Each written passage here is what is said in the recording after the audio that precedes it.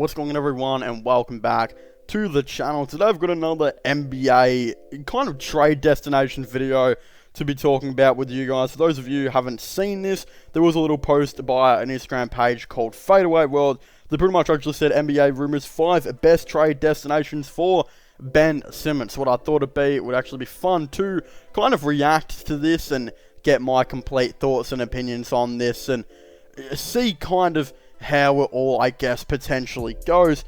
But I'm not too sure. I don't really know where Ben Simmons is going to end up now, but some of these trades, some of the pictures that I'm looking at right now, I'm not too sure how this is all going to go. But first of all, we got the number 5 Portland Trailblazers. The Portland Trailblazers will receive Ben Simmons, and the Philadelphia 76ers would receive CJ McCollum and Rondae Hollis-Jefferson.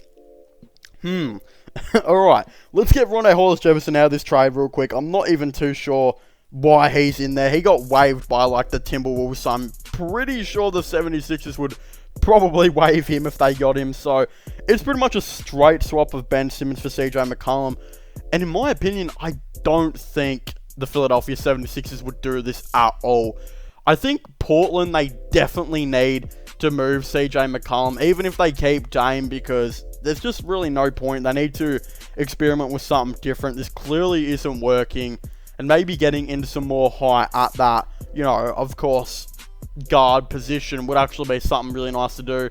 I know Ben Simmons would probably start at the power forward position, but I'm guessing he would take a lot of that point guard control. And I also guess CJ McCollum for the Philadelphia 76ers would also be a pretty good player to bring in, although I think they need more from this trade. I think if you're the 76ers, you're probably wanting a first round pick or so out of this trade, because I still feel like Ben Simmons has a lot of potential in this league, and he's one jump shot away from being a very good player in my opinion. But I guess, what I'm trying to say is, as well, as though CJ McCollum, although I don't think the Sixers would make this trade, would actually be a pretty nice player to get in if you're the Philadelphia 76ers.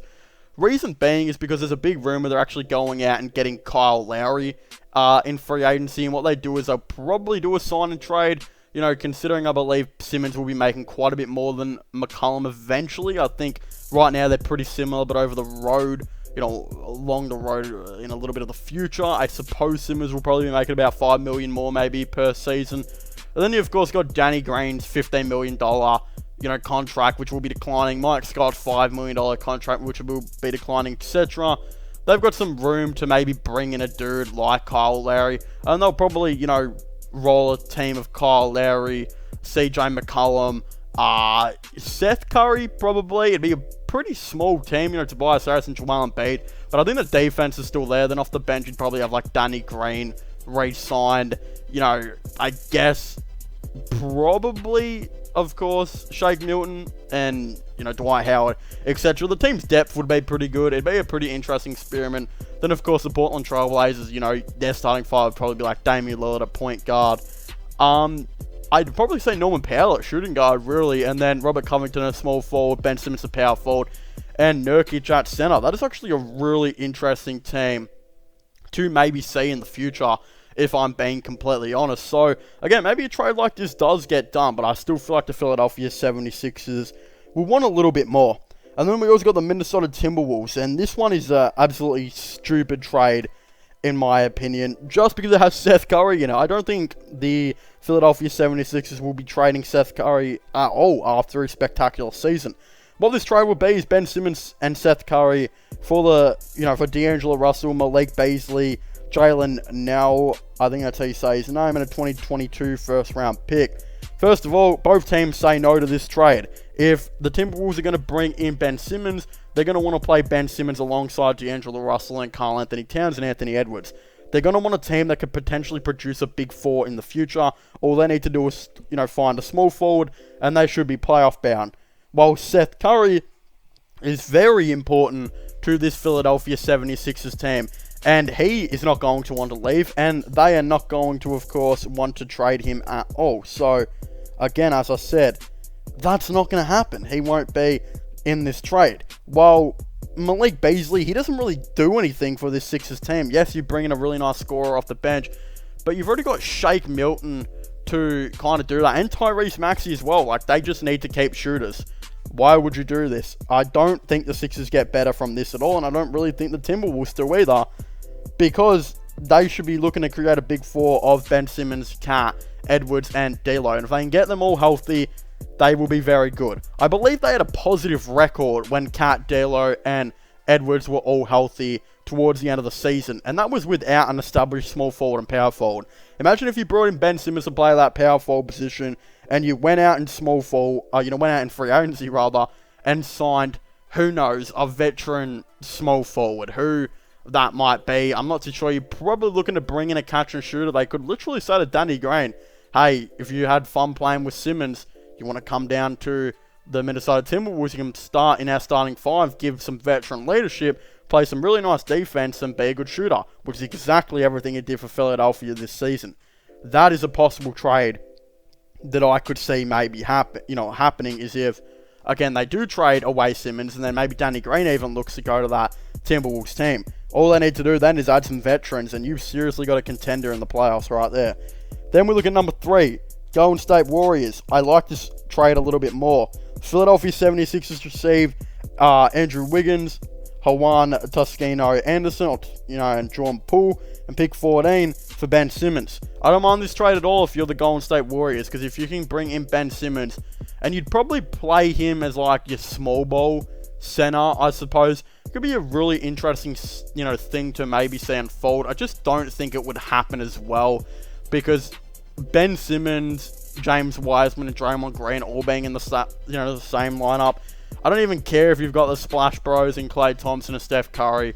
The spacing is just like terrible, and that's not how Steve Kerr likes to coach. So that's just, as well, that's not going to happen. But I don't mind it in the sense of, I think if they're trading away James Wiseman in the future, I wouldn't mind if I was them bringing in, of course, Ben Simmons to maybe play some small ball center, here and there. I think that would be a fun prospect to kind of see. But hey, how that works, who even knows? They'd probably have to swap out Wiggins for Wiseman and someone else. I don't even know, but that's probably not going to happen either. Sacramento Kings. Now, this is the team I have been saying for a long time should go out and trade for him. I don't like this proposed trade, but I do think they should go out and trade for Ben Simmons. The proposed trade is the Sacramento Kings receive Ben Simmons, Philadelphia receive Buddy Hield, Tyrese Halliburton, 2022 first, 2023 first, and a 2023 second round pick. First of all, it's too much to give up for Ben Simmons. He's not worth 2 first round picks and a really, really nice young player and a really, really good role player, especially after the Kings' record of being historically bad. They're one injury away from sucking again, and again, those 2 picks for the, Philadelphia 76ers could both be like pick 12, so again, pretty much could be trading away pick 12, Buddy Hield and Tyrese Halliburton for Ben Simmons. That's not happening at all.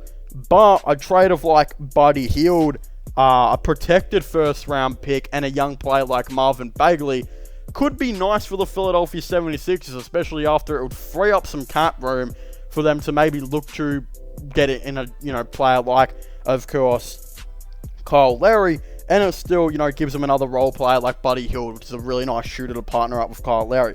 While this is a terrific trade for the Sacramento Kings, as when was the last time the Sacramento Kings had 2 All-Stars? Probably never. I don't know if this team has ever had 2 All-Stars. You'd literally be looking at a team of De'Aaron Fox, Harrison Barnes would still be in that starting lineup, Ben Simmons, Halliburton.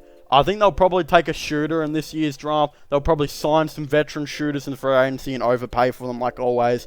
They could even, sign a dude like Danny Green again, who probably will like to play with Ben Simmons again.